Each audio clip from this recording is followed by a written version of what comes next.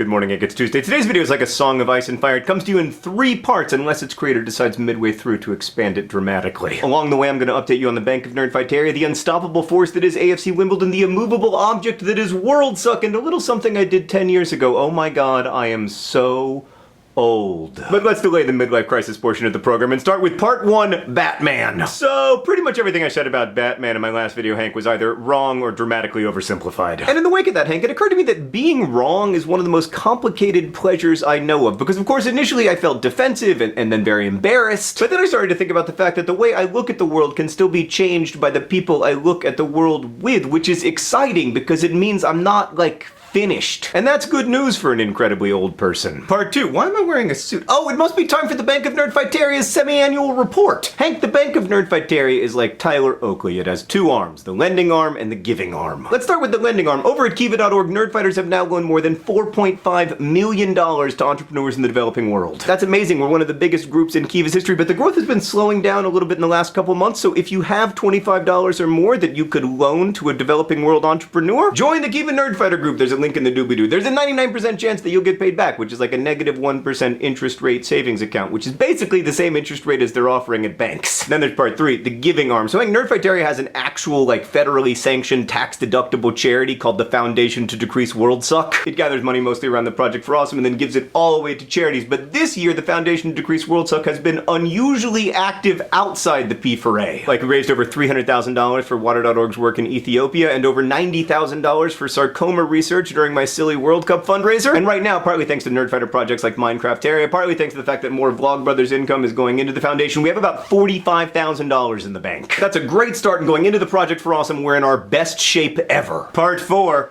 My suit isn't all business. So like, I play FIFA as AFC Wimbledon, and then the ad revenue from Hank Games goes to sponsor the actual AFC Wimbledon. They're this 4th-tier English football club formed by its fans after their club was stolen from them and moved to Milton Keynes. And this year, our sponsorship has allowed us to be on their shorts. I know what you're wondering. If the shorts are up here, what's down there? That's none of your business. Anyway, Hank, 2 weeks ago, my AFC Wimbledon beat Milton Keynes in a thrilling 4-0 victory. Ball John Green did the mustache of joy. And then last week, the actual AFC Wimbledon played the actual Milton Keynes, and the ball comes into Akinfenwa, and Akinfenwa! And AFC Wimbledon emerged victorious as the crowd chanted, "Who were you? Who were you? Who were you when you were us?" Clearly, Hank, having DFTBA on your shorts leads to athletic success. Wait a second, why am I number 37?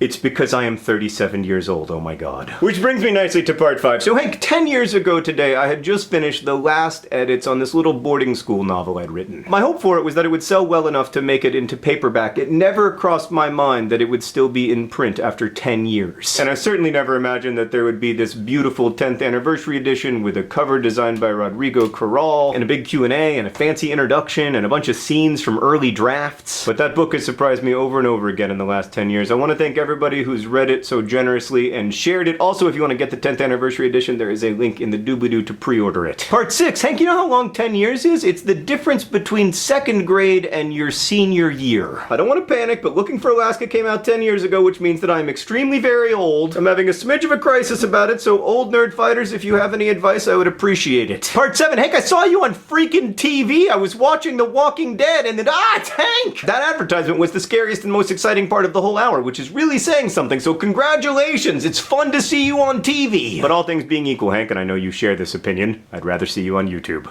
I'll see you on Friday.